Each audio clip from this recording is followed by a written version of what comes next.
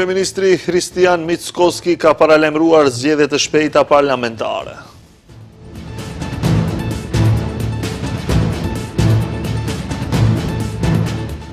LSDM akuzon qeverinë se nuk po tregohet e sinqert në përpjekjet për ekstradimin e ish kryeministrit aratistur Nikola Gruevski.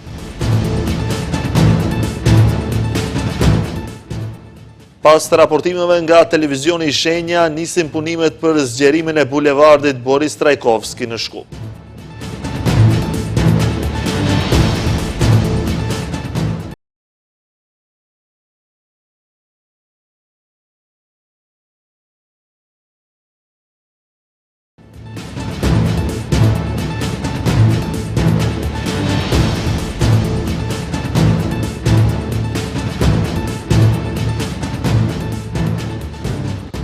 Përshëndetje, shikues të nderuar, jemi me lajmet në televizionin Shenja. Kryeministri Hristijan Mickoski paralajmëroi se së shpejti do të ketë zgjedhje parlamentare. Duke ju kundërpërgjigjur liderit e LSDM-s Venko Filipçe, Mickoski parashikoi se pas zgjedhjeve të ardhshme, të cilat sipas tij do të mbahen së shpejti, LSDM-ja do të dobësohet edhe më shumë. Lideri opozitar Venko Filipçe akuzoi Mickoskin se krijon miq artificial që të mos i bëjë ndryshimet e nevojshme kushtetuese. Kryeministri Hristijan Mickoski, duke reaguar ndaj deklaratave të djeshme të liderit të opozitës maqedonase Venko Filipçe në lidhje me mosmarrëveshjet me Bullgarinë, tha se i vjen keq që Filipçe dhe LSDM-ja vendosën të gjunjëzohen para interesave të huaja në vend që të mbrojnë interesat kombëtare. Supozoj se kryetari i LSDM-s ende po i shijon ato festa në Dubai, nën përshtypjen e muzikës së një autori dhe këngëtari serb të muzikës folk, dhe i mahnitur nga gjithë kjo, madje edhe i verbëruar, nuk arrin as të shoh, as të dëgjoj atë që po ndodh nga viti 2022 e katej, përkatësisht nga momenti kur qeveria e LSDM-s dhe BDI-s e pranoi atë kapitullim historik, me të cilën tregoi dhe dëshmoi edhe një herë se është butaku i identitetit maqedonas dhe kjo nuk do të mbetet ashtu siç ata mendojnë se do të mbetet. Kryeministri mëtej parashikoi se pas zgjedhjeve të ardhshme, të cilat sipas tij do të mbahen së shpejti, LSDM-ja do të dobësohet edhe më shumë. Por lajmi i mirë është se së shpejti do të ketë zgjedhje. Pas atyre zgjedhjeve do të ndodhë që partia që ai e udhëheq të marginalizohet, dhe unë shpresoj që edhe ai, edhe të tillët si ai, por gjithmonë të zhduken nga politika, edhe të vinë njerëz që e duan dhe e çmojnë atë dheun e tyre, që janë patriot të vërtet, dhe që do të luftojnë për këtë shtet së bashku me këtë qeveri dhe me mua. Kujtojmë se Filipçe të hënën akuzoi Mickoskin se krijon miq artificial që të mos i bëjë ndryshimet e nevojshme kushtetuese. Ai tha se ndryshimet kushtetuese nuk rrezikojnë identitetin maqedonas siç pretendon VMRO-ja, por sipas tij, arsyeja e vërtet pse qeveria nuk dëshiron të zbatojë ato është sepse nuk dëshiron që vendi të ecë përpara në Evropë. Derisa kryeministri Mickoski flet për rënien e mëtejshme të LSDM-s në zgjedhjet e ardhshme parlamentare, partia opozitare maqedonese ka vazhduar ta sulmojë qeverinë për mungesë sinqeriteti në përpjekje për ekstradimin e ish kryeministrit aratisur Nikola Gruevski. LSDM i ka kërkuar Ministrisë së Drejtësisë të sqarojë nëse i ka dërguar dokumentet për ekstradimin e Nikola Gruevskit apo jo. LSDM opozitare pyet nëse dokumentet për ekstradimin e ish kryeministrit Nikola Gruevskit janë bllokuar institucionalisht apo qëllimisht. Ky reagim i partisë vjen një ditë pas njoftimit me shkrim nga Ministria e Drejtësisë, të cilët thanë se procedura është në vazhdim dhe se, siç thanë, po punohet sipas ligjeve dhe marrëveshjeve ndërkombëtare. Aleksandar Sasha Dimitriević nga LSDM përmendi shembullin e Polonisë, e cila siç thotë për vetëm një ditë i ka përgatitur dokumentet për ekstradim të ish funksionarëve të tyre, të cilët fshihen në Hungari. Прашањето на кое треба да одговорат Филков. Pyetja që Filkov dhe Ministria e Drejtësisë duhet i përgjigjen është e thjeshtë dhe e qartë. Ai ka dërguar dokumentet për ekstradim të Nikola Gruevskit apo jo? Në vend që t'i përgjigjen kësaj pyetje themelore, ata fshihen pas frazave burokratike. Ata thonë se po plotësojnë dokumentacionin, nuk mund të plotësojnë dokumentacionin për një muaj. LSDM këmbgul që Ministria e Drejtësisë të tregojë se pse kanë ngecur procedurat për ekstradimin e Gruevskit. Владата на Мицковски не превзема ништо. është e dukshme që Mickoski, Fillkov dhe qeveria e tyre nuk duan ta kthejnë Gruevskin, ata me vetëdije po e mbrojnë atë. Në vend të procedurave institucionale për ekstrazim, shohim një mbrojtje institucionale të kriminalit Gruevski. Qytetarët meritojnë përgjigje të qartë përse dokumentet kanë ngecur në Ministrinë e Drejtësisë dhe nuk janë dërguar. Nga Ministria e Drejtësisë, një ditë më parë lidhur me ekstradimin e ish-kryeministrit Nikola Gruevski, thanë se po ndërmarrin të gjitha hapat e nevojshëm për kompletimin e dokumentacionit dhe procesimit adekuat të tyre në kornizat të procedurave ligjore. BDI dhe Vlen janë përplasur kësaj radhe rreth vizitës së nënkryetarit të Bashkimit Demokratik për Integrim Bujar Osmanit në Bruksel. BDI thotë se Osmani alarmoi Bashkimin Evropian për cënimin e marrëveshjes së Ohrit, ndërsa Vlen akuzon Osmanin se është ngjitur karrikës dhe se është i gatshëm ta mbajë peng edhe BDI-n. Vizita dy ditore pune në Bruksel e nënkryetarit të Bashkimit Demokratik për Integrim Bujar Osmani ka përplasur partitë rivale shqiptare, ku të parët vlerësojnë lartë këtë vizit, ndërsa nga Vlen kritikojnë ashpër. Nga të gjitha bisedat dhe takimet që ka pasur Osmani me përfaqësues të Bashkimit Evropian, nga BDI njoftojnë se dy çështje kanë dominuar, siç kanë përmendur nga partia, shqetësimi serioz për cënimin e marrëveshjes së Ohrit, si shtylla e bashkëjetesës dhe stabilitetit ndëretnik. Osmani alarmoi se po realizohet një plan i përgatitur dhe i organizuar për anulimin e marrëveshjes paqësore, plan që veç më ka rënuar shtyllat kryesore të saj, duke lënë vakum dhe pa parashikueshmëri serioze që lehtë mund të keqpërdoret nga palët të treta, si dhe foli për nevojën urgjente për tejkalimin e blokadës në procesin e integrimit evropian. Ndërkaq, Vlen reagoi ashpër duke pyetur se me çfarë legitimiteti Bujar Osmani flet në emër të shqiptarëve, kur sipas tyre para pak muajsh ka humbur në çajër. Në 22 vite pushtet të BDI-s me LSDM e vëmëron, Bujar Osmani ka kaluar 3700 ditë në ministri, në pushtete në për salonet diplomatike. Aq shumë i është ngjitur karrikës, sa është gati ta mbaj peng jo vetëm BDI-n për apetitet e veta, por ta bëj peng edhe gjithë popullin shqiptar për etjen e tij për pushtet. Vlen e quan karikaxhi të përhershëm edhe Blerim Bexhetin, i cili sipas numërimeve të tyre ka kaluar plot 5500 ditë në funksione. Nga koalicioni Vlen deklarojnë se BDI në këtë mënyrë po i përkullet të vëmëro DPMN-se vetëm për të kthyer në qeveri dhe se sipas tyre ata ende ëndërrojnë të kthehet Nikola Gruevski nga Budapeshti dhe bashkë me Mjalkovin të sundojnë edhe një herë.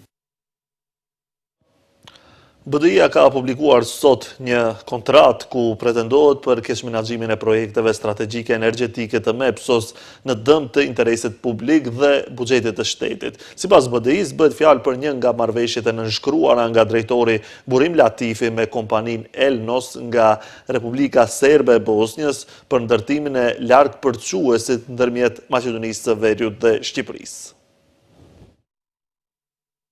Partia opozitare shqiptare BDI ka vazhduar me akuza ndaj drejtorit të MEPS-së Burim Latifi, duke publikuar një kontratë që sipas tyre dëshmon keqmenaxhimin e projekteve strategjike energjetike në dëm të interesit publik dhe buxhetit të shtetit. Sipas BDI-s, bëhet fjalë për një nga marrëveshjet e nënshkruara nga Latifi me kompaninë Elnos nga Republika Serbe e Bosnjës për ndërtimin e largpërçuesit ndërmjet Maqedonisë së Veriut dhe Shqipërisë. Nga kjo parti thonë se kontrata ngres shqetësime serioze, duke përmendur lidhjet e kompanisë me struktura politike në Republikën Serbe, përfshirë rrethin e Milorad Dodik, si dhe mungesën e transparencës në procesin e përgjedhjes dhe negocimit. Ata pretendojnë gjithashtu se kontrata i ka shkaktuar buxhetit të shtetit një dëm prej më së paku 6 milion euro.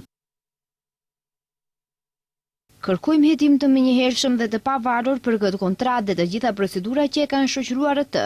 Kërkojmë publikimin e plotë të gjitha dokumenteve lidhur me projektin dhe kërkojmë përgjegjësi politike dhe ligjore për të gjitha ata që kanë marrë pjesë në këtë vendimarrje që ka dëmtuar interesin publik. BDI vlerëson se projekti, i cili duhet të shërbente si bashkëpunimi energjetik me Shqipërinë, është shndruar në simbol të keqmenaxhimit dhe mungesës së llogaridhënies. Integristët të shtojnë se qytetarët meritojnë transparencë dhe mbrojtje të paras publike, duke theksuar se çdo euro e humbur nga keqmenaxhimi ndikon drejt për drejt në zhvillimin e vendit. Autoritetet kanë nisur punimet për zgjerimin e bulevardit Boris Trajkovski në Shkup. Më herët, kreu i qytetit të Shkupit Orce Gjorgjevski pati deklaruar për televizionin Shenja se është shprehur i bindur se punimet këtu dhe në disa bulevarde tjera do të përfundojnë brenda këtij viti.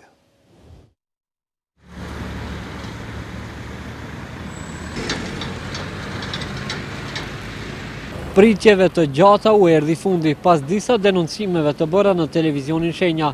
Autoritetet vendosën të rifillojnë punimet për zgjerimin dhe rindërtimin e bulevardit Boris Trajkovski.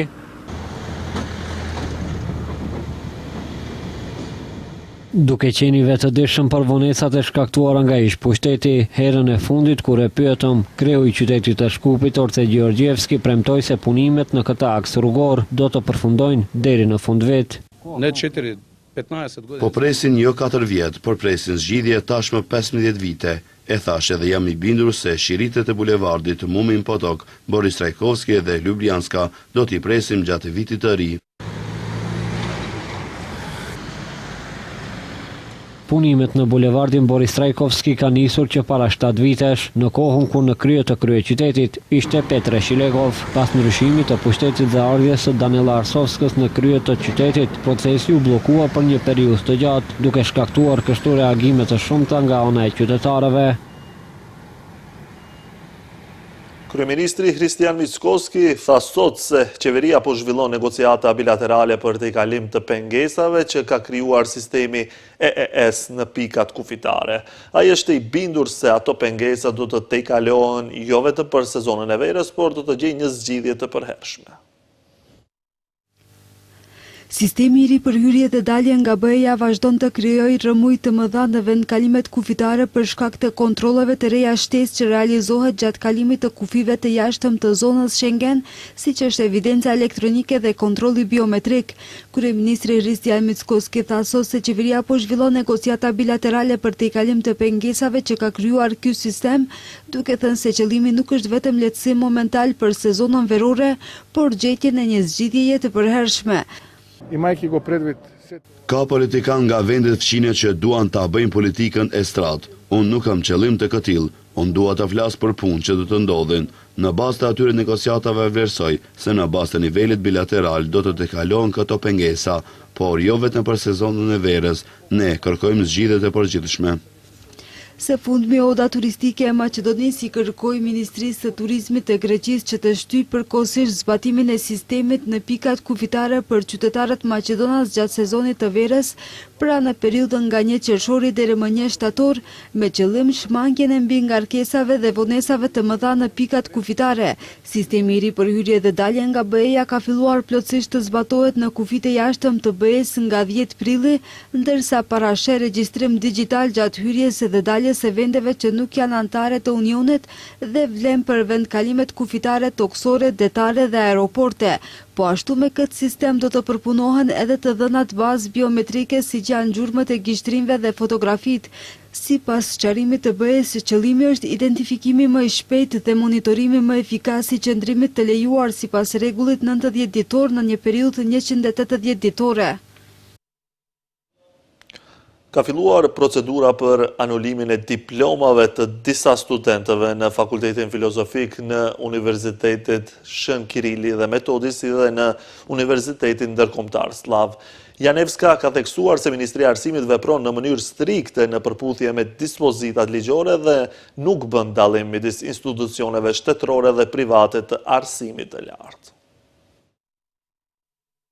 Ministria e Arsimit dhe Shkencës ka filluar një procedurë për anulimin e diplomave në Fakultetin Filozofik në UKIM dhe në Universitetin Ndërkombëtar Slav për shkak të parregullsive serioze. Këtë e ka konfirmuar Ministria e Arsimit dhe Shkencës Vesna Janevska. Ministria ka bërë të ditur se në Fakultetin e Filozofisë po anulohen 8 diploma nga 8 regjistrime, ku tashmë të anuluara, dhe siç tha Janevska, kjo ka të bëjë me gjithsej 17 student. Janevska ka theksuar se disa nga studentët ishin të regjistruar në ciklin e dytë dhe tashmë janë diplomuar, ku sipas saj, të tjerët vazhduan arsimin e tyre në ciklin e tretë të studimeve.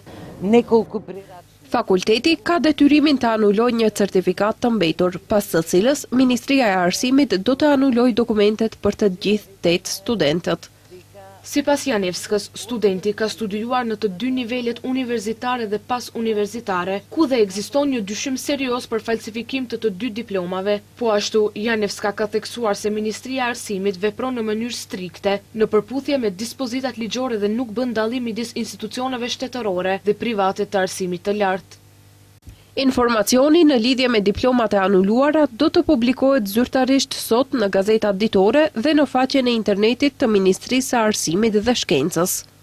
Kjo vjen pas raportimit të ngjarjeve në Fakultetin e Filozofisë në UKIM, ku përcaktua se që nga viti 2019, fakulteti kishte regjistruar në mënyrë të paligjshme student në studime master dhe doktoratur, edhe pse ata kishin përfunduar më parë studime profesionale 3 vjeçare, gjë që ligjërisht nuk u lejonte atyre të hynin në sistemin akademik në ciklin e 2 dhe të 3.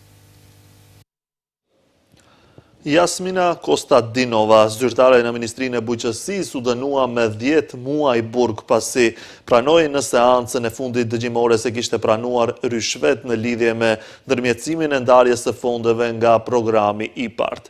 Gjykata vendosi të përfshi në dënimin e saj kohën e kaluar në arrest shtëpiak nga 5 nëntori 2025, një masë që është zgjatur. Në të njëjtën kohë kërkesa për kthimin e 6.000 eurove u refuzua, ndërsa vendimi i gjykatës do të konfiskoj 8.000 euro të gjetura gjatë kontrollit. Pas hapjes së hetimit, Komisioni Evropian pezulloi përkohësisht pagesën prej afërsisht 2.9 milion eurosh nga programi IPART, të cilat më vonë u liruan përsëri.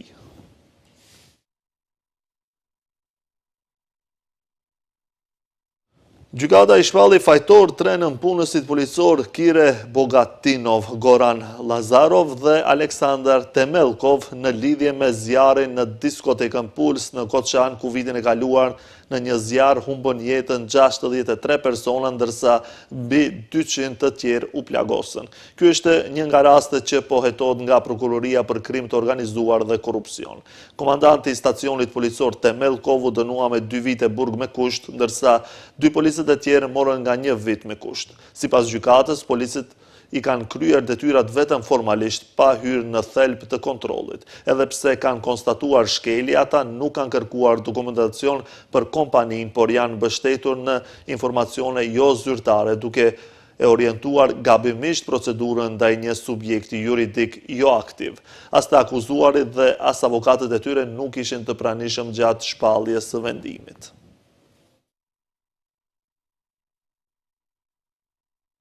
Drejtoria e të ardhurave publike njofton tatim paguesit se brenda afatit ligjor 30 prill 2026 përfundoi gjenerimin e deklaratave vjetore tatimore për të ardhurat e fituara në vitin 2025 me një total prej 862.896 deklaratash tatimore të gjeneruara.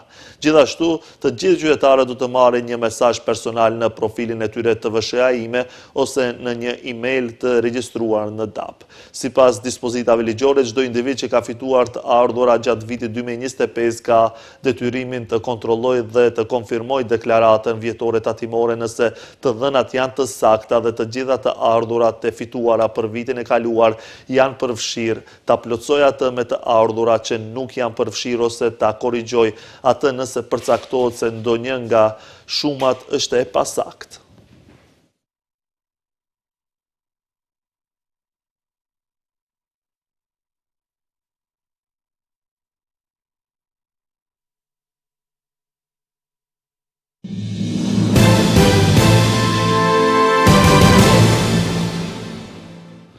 Në kantonin e Sarajevës, 5 maj është ditëzie në kujtim të fëmijëve të vrarë nga forcat serbe të qytetit gjatë luftës në Bosnjë dhe Hercegovinë në vitet e 90-ta. Sipas të dhënave zyrtare, 1601 fëmijë u vranë gjatë 4 vjetëve të rrethimit të Sarajevës prej vitit 1992 deri në vitin 1995.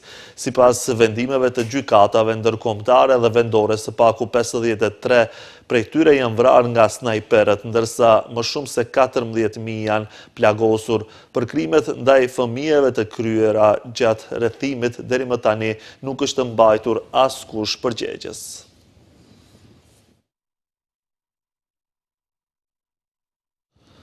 Shërbimi sekret i SBA-s njoftoi se oficerët qelluan një burr pranë obeliskut të Washingtonit, duke bërë që shtëpia e bardhë të vihej përkohësisht në masa të rrepta sigurie. Presidenti Donald Trump ishte në shtëpinë e bardhë në kohën e të shtënave, por agjenta e tij nuk u ndërprej. Asnjë oficer policie nuk u lëndua në të shtënat. Një person u qellua nga policia, gjendja e tij nuk dihet në këtë kohë. Ju lutemi shmangni zonën pasi shërbimet e emergjencës po përgjigjen, njoftoi shërbimi i sigurisë. Edhe pse Trump dhe të tjerët në shtëpinë e bardhë nuk ishin në rrezik të menjëhershëm, incidenti vjen në një kohë shqetësimesh të shtuara për sigurinë pas një atentati ndaj presidentit në fund të prillit.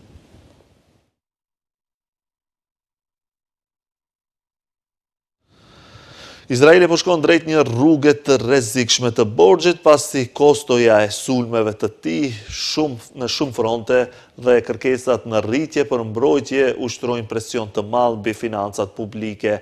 Raportohet se qeveria e kryeministrit Benjamin Netanyahu po përpiqet të mbajë shpenzimet e mbrojtjes pas 7 tetorit 2023 me një plan të propozuar mbrojtje prej 95 miliard dollarësh, ndërsa operacionet vazhdueshme ushtarake ngrejnë shqetësime për borxhin më të lartë dhe stabilitetin fiskal të dobësuar. Thuhet se Netanyahu miratoi çdo kërkesë ushtarake, ndërsa zyrtarët e mbrojtjes vlerësuan se interpretimi më i gjerë i politikës së kërkuar nga Netanyahu do t'i kushtonte 271 miliard dollar.